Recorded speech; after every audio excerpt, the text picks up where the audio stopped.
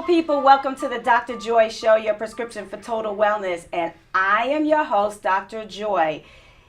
Listen, we have a fabulous guest today. She's a designer all the way from Australia. Okay? Yeah. I'll tell you more about her after we do our 3 deep breaths. Are you ready? Inhale. Exhale. Inhale. Exhale. Last one. Inhale. Exhale. How do you feel? I know I feel great. Well, my famous guest here, designer Danielle Chiel. Welcome to the Dr. Joy Show. Welcome to the Dr. Joy Show. Thank you, Dr. Joy. What a pleasure to be here. You are changing the world with a piece of clothing, one stitch at a time. Tell me about your story. Tell me about you. Thank you. About me. Yes. It's actually really all about the women who make the garments. Well, who are they? Yeah, they're these wonderful women in India. I met them through a friend of mine, really. He found the original 10 women, and we emailed each other over a period of time, and I went to India and I met the original 10. 10? And it grew from there. 10 women. And how long have you been in business? In business, yes. A very, very long time, but in business with these women in India, 3.5 years now. Now, did you knit yourself? Because you guys used to see beautiful, beautiful, beautiful pieces. OMG. All right. But did you knit yourself? Like, how did you come to knit? I do knit myself. Okay. But I can't knit as well as these women can now. I've taught them everything they know, but they've gone far past my ability, and I run training modules all the time to grow their skills. Now, was this your career from the onset? No. What was it? I was involved in music originally. I have a PhD in musicology. Oh, wow. So wait a minute now. So how did you make the switch from musicology to this? Well, when I was a little girl, I got into knitting because I was at home sick from school one day. My mother was a working mother, and like all working mothers, when their children get sick, she probably thought, oh my goodness, what am I going to do with this girl for the day? Right. So she phoned up her aunt, my great aunt, right, who I can always remember as being 120 years old. She was always one of those very small, frail, wrinkly women, typical image of an old woman, typical image of somebody who used to knit in that era. Oh, okay. And she came over and she taught me how to knit. At that point, and you loved it from that onset? From that minute. So when I was 10, wow, she taught me how to knit on one day. And then that night when my mother came home from work, right, she's like, what did you do today? And I'm like, look what I did. And what was it? What was your first piece? Oh, I don't know. I just started a long strip. I suppose today you'd call it a scarf, but I think I just call it a practice learning piece or something like this. And the turning point was I said, doesn't it come in any other colors than this? And my mother said, I don't know, I'll look. Now, to my mother's credit, because she was a working mother, she really supported any hobby I had. So the next day, I was still home. I had the measles or chicken pox. I can't remember what it was. Oh, boy. Okay, so you were quarantined for a minute. Yeah. For about 4 or 5 days? A week. Okay, I had a week off school. So the okay, next day, she came home with 30 balls, and each one was a different color. Oh, so you went to town. That's like a little girl, those big pencils. Yeah. And there was no turning back after that. That was it. I was hooked. So you were hooked. So fast forward, you did musicology, and then, but what gave you the impetus to start this, your initiative, and why India? Why? So the initiative to start with came because I never lost that love of knitting. Okay. So when I was at high school, I went to a high school that didn't have fashion or any courses for girls. And I remember coming home from school one day actually crying, saying to Aw. my mother, please, can I change schools? I want to go to a different school that has fashion. Okay. And, you know, my mother in that generation was a big thing to have a mother who was university educated. Oh, yeah, and if big. looks could kill, I got the message. You know, No. the answer is no. Because Okay. in those days, there was no course for fashion and it wasn't at a university. Mm-hmm. So I was given a clear message, you have to go to university and get a real job and a real career. But that urge to do fashion never ever left. So it was always in the back of your mind. It was always in the back of my mind. So when I was 40, in my early 40s, I don't know, it's like life circumstances just happen. Right. And I woke up one day and I thought, you know what, I never want to be one of these people 6 foot under, and thought, I always wish I had but. Oh, so you didn't want to have any regrets when the time came for you to transition. So you found your passion? I found my passion. Yes. It was always there. I just wasn't allowed to develop it as a career. Right. So you blossomed and you took the leap. But how did you find these women, though, in India? So what happened was, originally, as you can hear from my accent, I'm from Australia. Yeah. And she just got off the plane yesterday and she's on the Dr. Joy show. Yes. And Australia produces fantastic wool, the world's best merino wool. Okay. So I had this ambition that all the women would knit in Australia, that all the garments would be knitted in Australia by Right. Australian women and using Australian wool.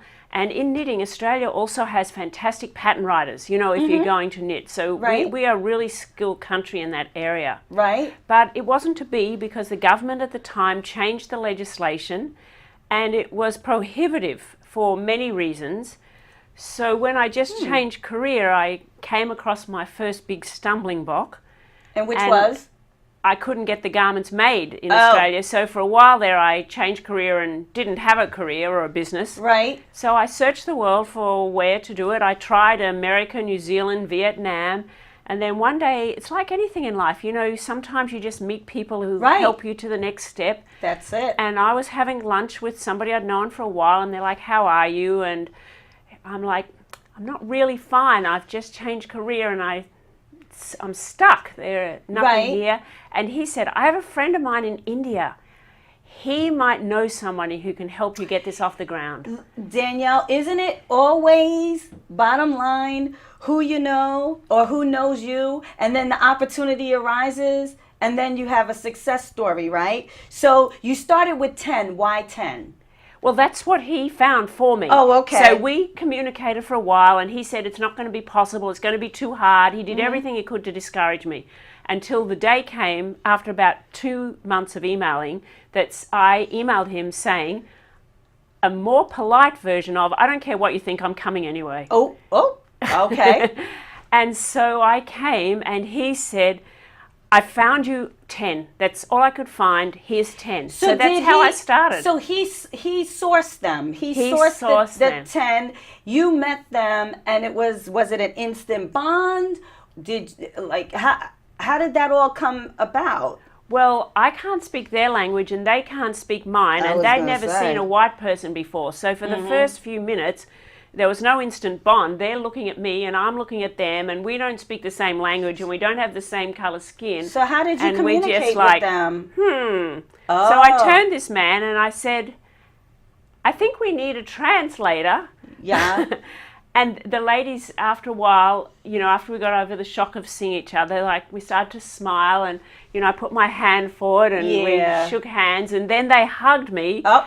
And then I'm like trying to communicate knitting. Right. So they went home to their house, and they got, some of them had some Needles? scrap stuff that they knit with. None of Okay. them had needles. Okay. And so while this guy went off to try and find a translator, I got, you know, wool and the rest of the needles out of my bag, and we Right. sat down and we did our best, and that was the beginning of it. So you started out with 10 that was sourced from someone, a gentleman that you knew, so it was a connection.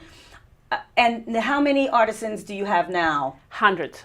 Hundreds? Hundreds. Yeah, but is that same guy sourcing those hundreds, or do you have a training program? How do you get these women? So that guy helps me in many other ways now, but he doesn't help source them anymore. Okay. So the women all find that they really love it. So they all find their friends and.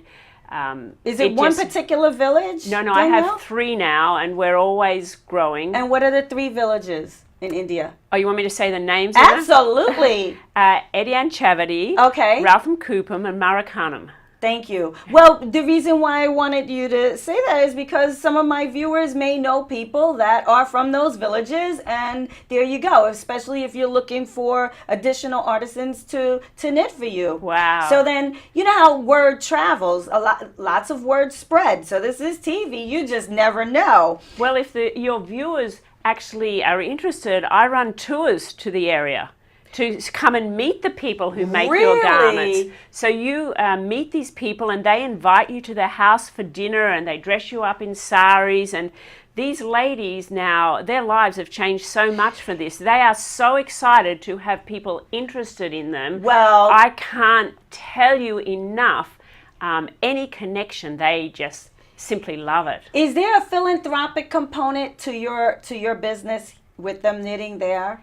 Yes, there is, but this part of it is strictly knitting and strictly business. We sell the garments, and that part of it is a for-profit business. Okay. But we have, just in the midst of forming it now, a foundation. It's called Pearl's Gift. Good. Because the woman who taught me to knit was my Auntie Pearl, Pearl, Okay. and you know, knit Pearl, Purl. Right. So I thought that coincidence was too much. There you So go. we named it after her, Pearl's Foundation.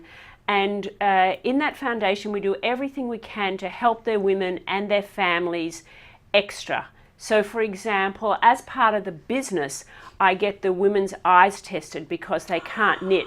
As part of the foundation, we get the whole family's eyes tested when we do it. Look at that. So that's the sort of thing we do. So you know how many elements of wellness your organization has touched, whether it's the for-profit or the foundation?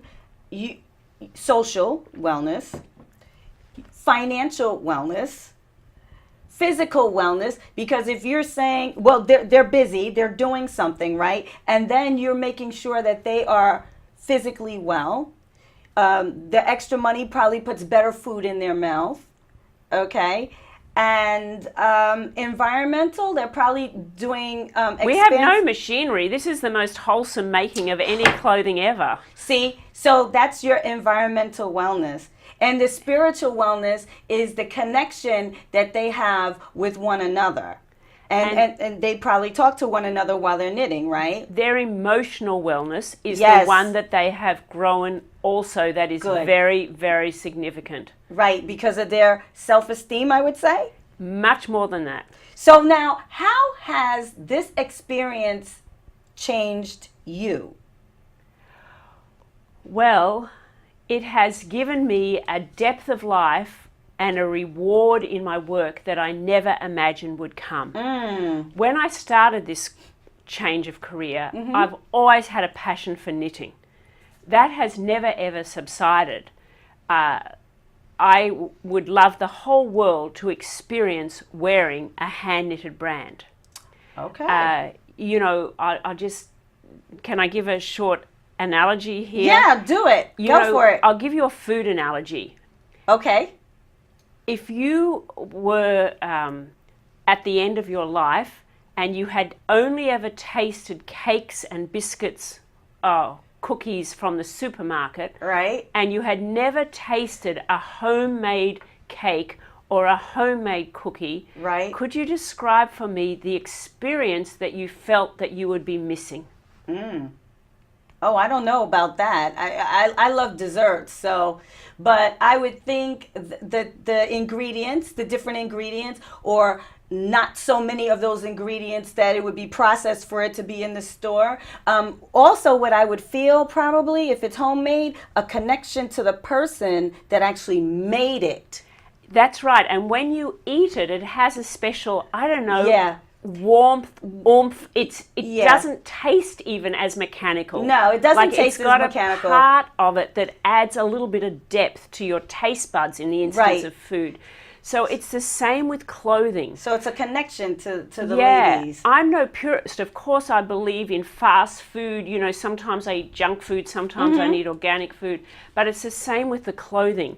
You know, if you only ever wear one type, fast Right. clothing, if you haven't worn something that's homemade, it feels different. So it gives you the opportunity of, like many of us growing up had to wear garments that were home knitted from Oh, our yeah. granny and mother or whatever, but they were always ugly. There was a component of it Yeah, that you didn't want to wear to school. That's right. It was either didn't fit or Right. the color wasn't Yeah. good Right. or it was too just long, too short, too big, too tight. But how long does it take? That's right. Whereas these now give you the opportunity to have that same indulged feeling, but to be proud to wear it out in the public. So these women have experienced increased self-esteem, they have camaraderie, financial empowerment, and how long does it take for one of these sweaters? You guys, I wish you could touch these. They're so soft. How long does it take for one sweater to be made? Well, as I'm sure you're aware, every sweater has a different number of balls in it. So it really depends on the size of the sweater. Right. But we have some of our complicated high-end ones are really complicated. So it can take them a month.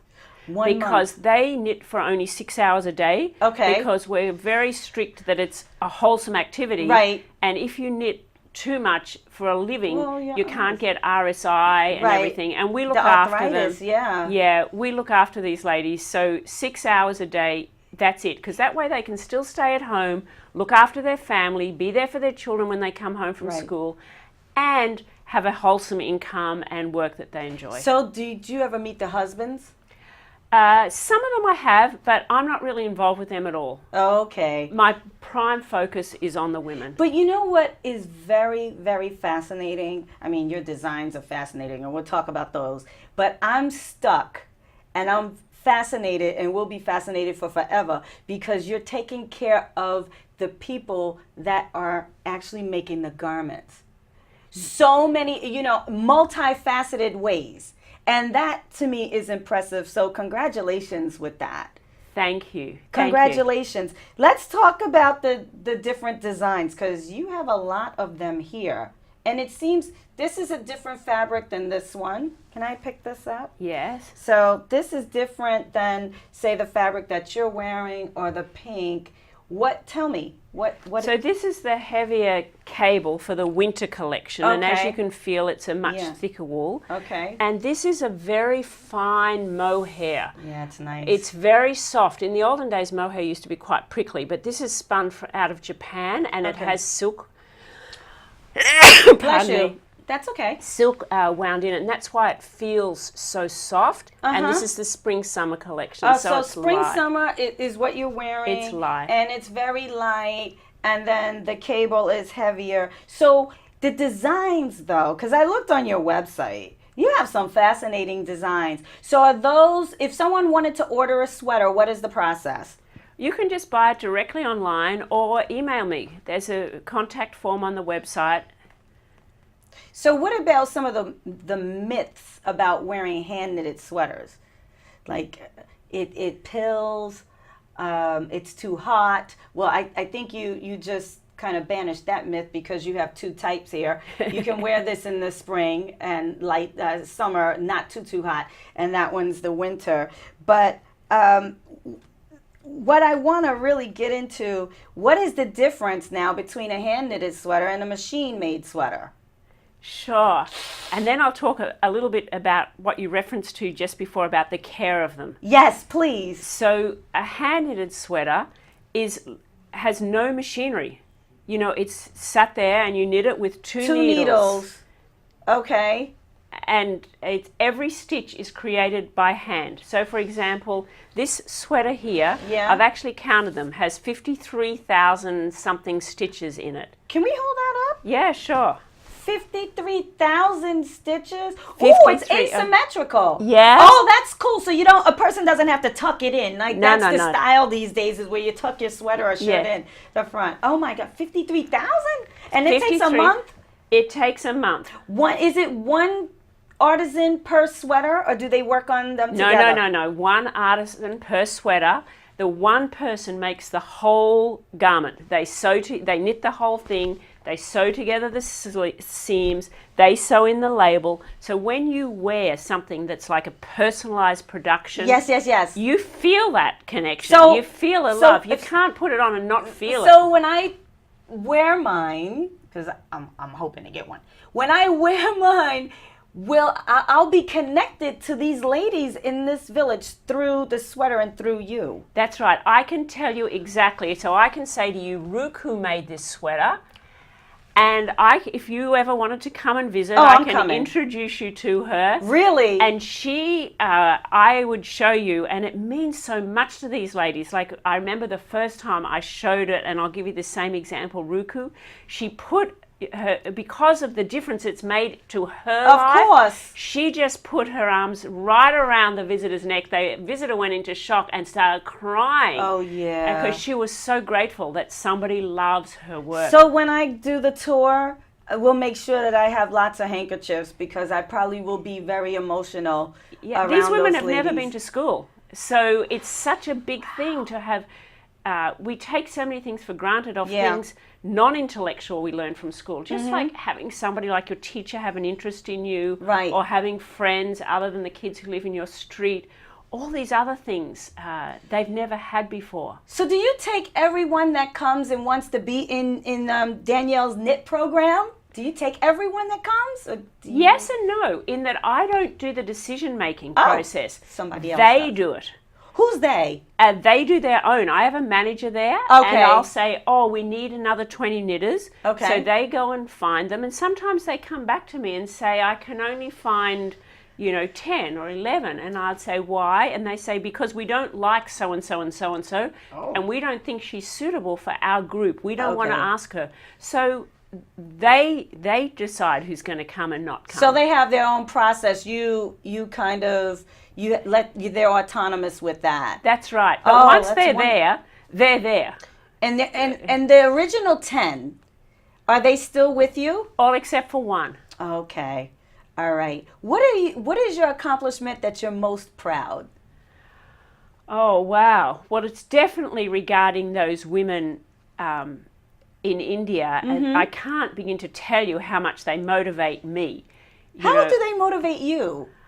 I just love them, and it's so rewarding seeing what it contributes to their lives. Right. I have this goal that if we sell 1 million sweaters a year, we permanently employ 83,333 women. And that has Wait. fashion. Whoa. Danielle, back that up. Say that one more time, please. If we sell 1 million sweaters a year, that means that 83,333 women, which is huge. Oh, yeah. Huge. Wow.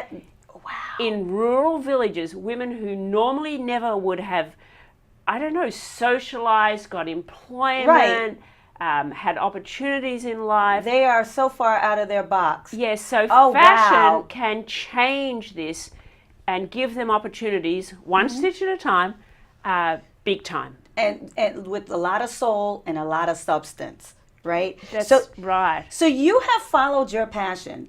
You found it when you were 10, sick with mumps or measles or chicken pox, right?